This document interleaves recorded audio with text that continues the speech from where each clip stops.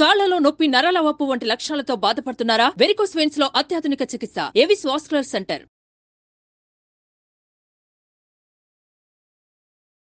నమస్తే, welcome to Suman TV. నేను మీ యామ్ని. ప్రస్తుతం మనతో ఉన్నారు ప్రముఖ ఆధ్యాత్మికవేత్త, ప్రముఖ జ్యోతిష వాస్తు పండితులు సుభాష్ శర్మ గారు ఉన్నారు. గురుగారితో మాట్లాడి మనకున్న సందేహాలను అడిగి తెలుసుకుందాం.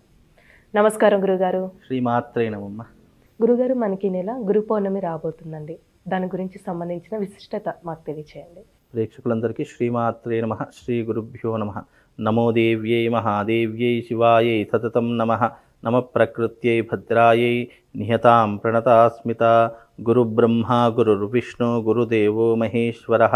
గురుర్ సాక్షాత్ పరబ్రహ్మ తస్మై శ్రీ గురవే నమః.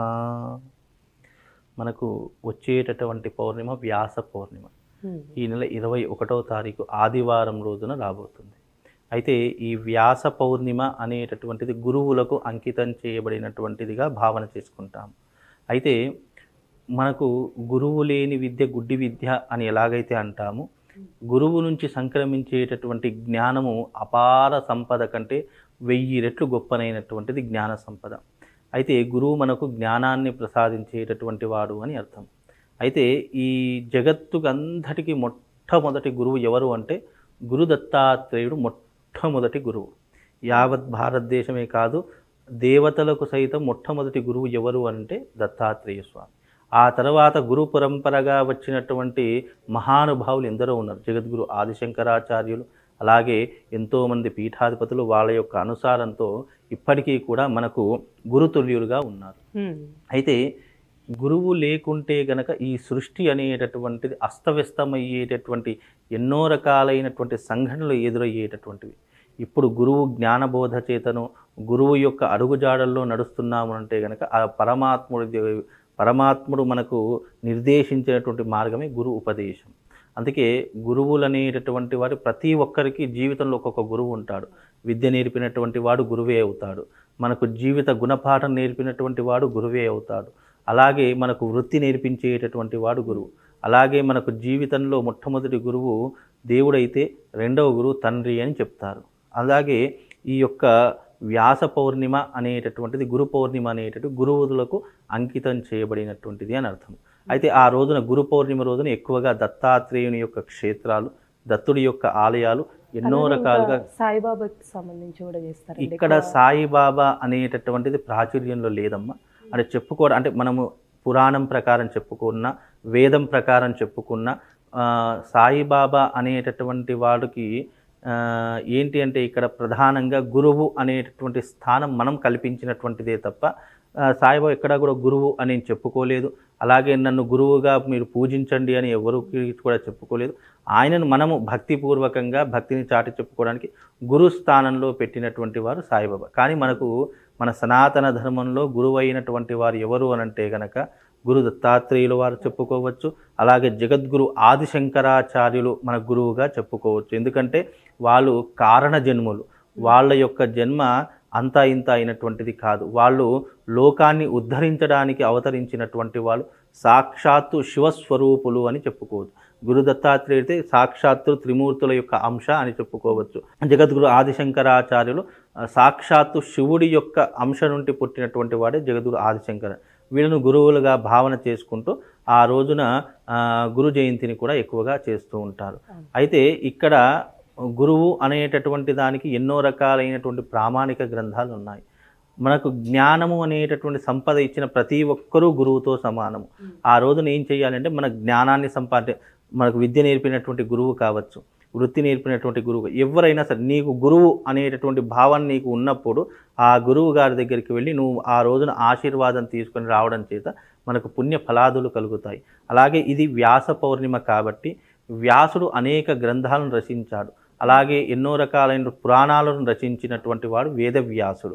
18 పురాణాలను రచించినటువంటి వాడు కూడా వేదవ్యాసుడే. అందులో శ్రీమద్ భాగవతాన్ని రచించినటువంటి వాడు వేదవ్యాసుడు.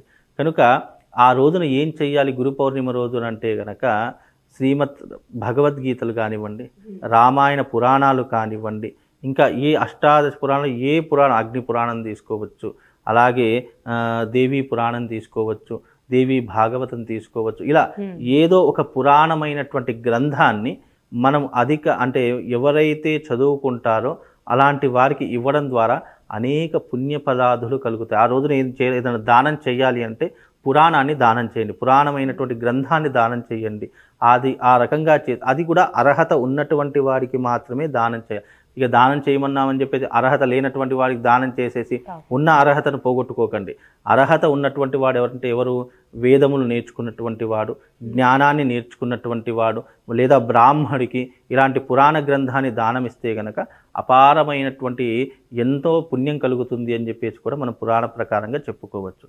ఆ రోజున చక్కగా ఇదంతా కూడా విష్ణుమూర్తికి అంకితం చేయబడినటువంటి గురు పౌర్ణిమ కాబట్టి మనకు బ్రహ్మ విష్ణు మహేశ్వరుడు కూడా గురువుతో సమానం కాబట్టి, దైవంతో సమానం కాబట్టి ఈ గురు పౌర్ణిమ రోజున వీలైతే అందరూ కూడా తమ తమ ఇంట్లో సామూహికంగా సత్యనారాయణ స్వామి వ్రతాలు చేసుకోండి.